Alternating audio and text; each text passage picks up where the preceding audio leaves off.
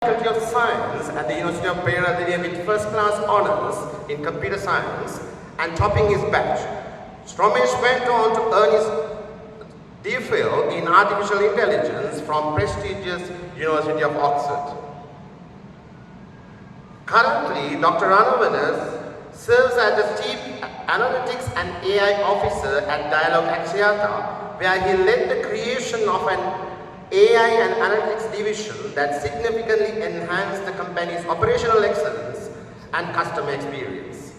Prior to this role, Dr. Ranavanas spent 12 years at Simcentric Technologies, an organization he founded, serving as both CTO and Managing Director.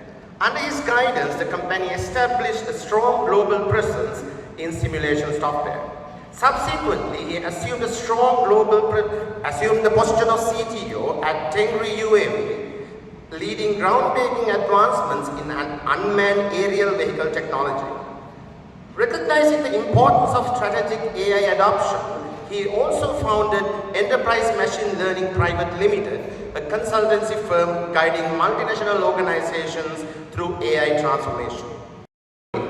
AI promises tremendous opportunities, accelerating economic growth, redefining education, revolutionizing healthcare, and empowering society. Yet, it also presents challenges that compel us to carefully ponder the path we must choose. At the helm of this pivotal journey for Sri Lanka stands our distinguished chief guest, Dr. Ramesh Ranavanas. As the chair of the Sri Lankan government's AI Advisory Committee, Dr. Ranavanas isn't merely observing this transformation. He's goes back a long time. I'm in fact the third generation of my family to be associated with the university. My granduncle was the first dean of the medical faculty. My father spent his studied here. He's been lecturing here on how you approach research, how you approach your work, how you approach teaching. We go back a bit. Think of the first day when you had computers to help you to work. Think of how teaching, how your work, how research happened before computers and after computers. And there was a fundamental shift in how you operated, how you thought.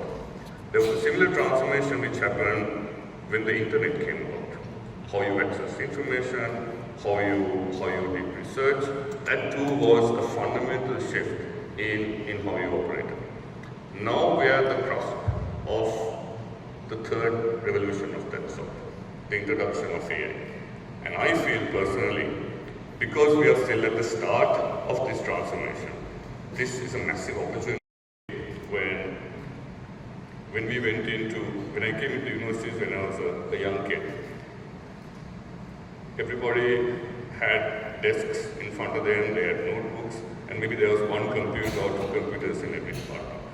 But then, maybe late 90s, early 2000s, there was this massive transformation where every single lecturer, every person in offices had a computer in front of them.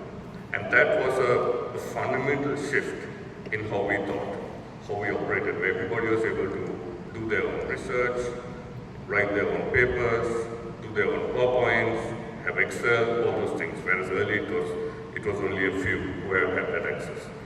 And now we are moving towards a new world where very soon, not over the next 10 years, not over the next 15 years, but I think over the next year or two, the norm is going to be for every single person, whether you work in office, whether you work in a school, whether you work in a university, whether you do research, the norm is going to be that you're going to be working with some sort of an AI assistant.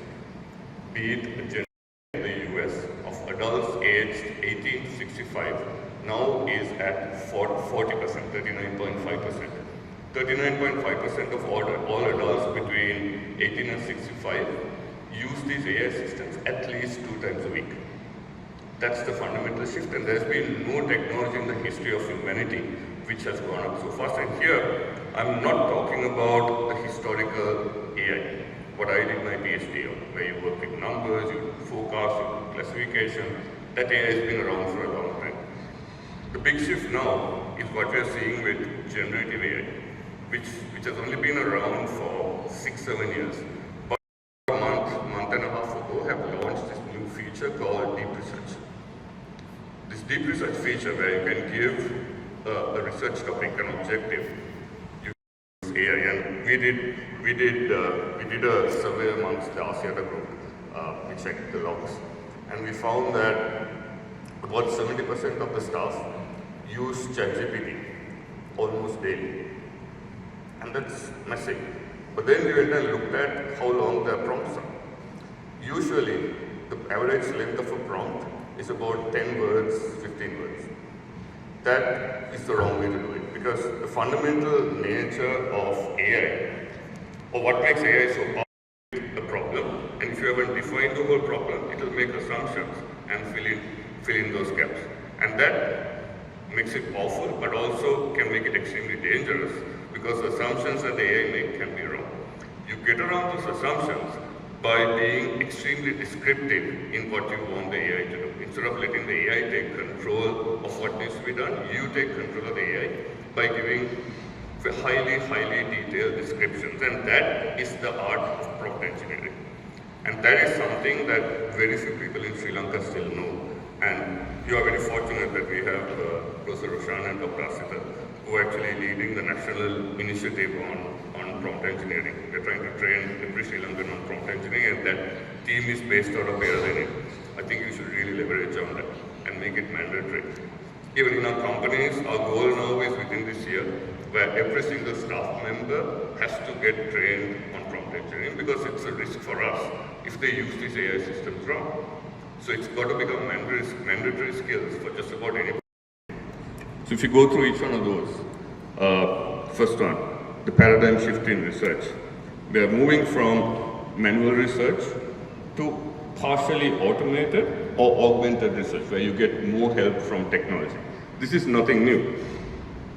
Go back to before the internet and after the internet. Earlier you used to go and spend hours and hours in libraries, or write to other libraries to send you journals to get research. Now you can all do it on the internet. That's a certain level of augmentation and assistance. This is also something similar. But here, never underestimate the value that you bring onto the table as well. The speed and scale. Professor Kalinga Bandara, the head of the Department of Physics, Faculty of Sciences, University of Peradeniya, onto the stage.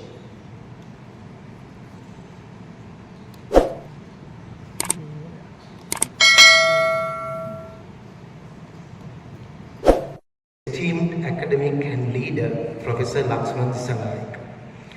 Professor Dissanayake is a well-respected figure in academia, known for his outstanding contributions to science and education.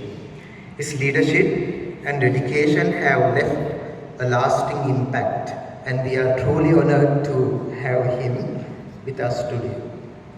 Professor Dissanayake retired from the University of Peradeniya on 30th September 2010 after an illustrious career spanning nearly 4 decades. His passion for research and education continues, as he currently serves as a research professor at the National Institute of Fundamental Studies, Kandy, Sri Lanka. He was a student of the very first batch of physics special students at the University of Peradeniya. Over the years, he has served the Department of Physics in multiple capacities, including lecturer, senior lecturer, professor, senior professor, and head of the department. Additionally, he played a pivotal role in postgraduate education as the director of PGIS from 2003 to 2008. One of his most significant contributions was securing a major 25-year research grant from the Swedish Research Council from 1985 to 2010. This funding was instrumental in training MPhil and PhD students and in developing the physics research laboratories at Peradeniya, which he helped establish almost from scratch. His outstanding contribution to physics education, research and science education in Sri Lanka have been recognized through the conferment of Doctor of Science BSc degree by Wayamba University in 2013 and the Open University of Sri Lanka in 2021. His legacy as a mentor is equally remarkable. He has supervised 22 PhDs, 25 MPhil and 31 MSc students and continues to guide several research scholars today. Professor Disanayaka's global recognition is evident in his inclusion in the world's top 2% scientists list published by Elsewhere and Stanford Universities in 2000. Deputy Vice Chancellor,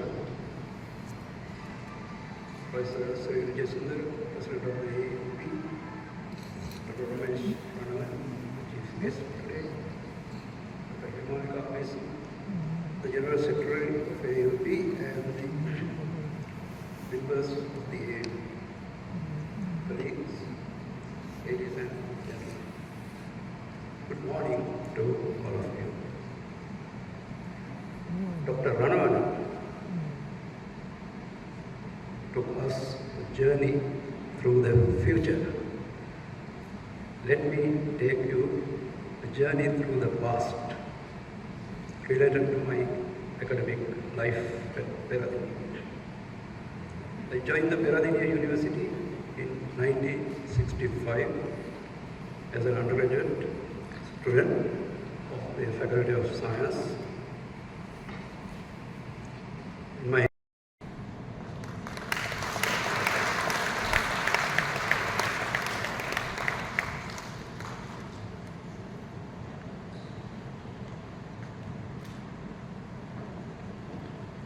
Thank you, sir.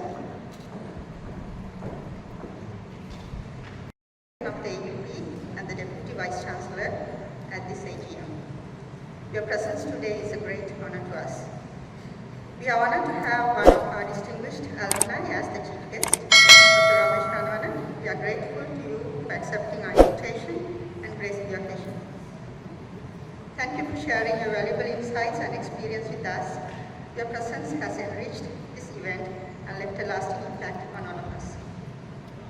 Special words of appreciation go to distinguished member designated today, Dr. Alumni Disanayaka,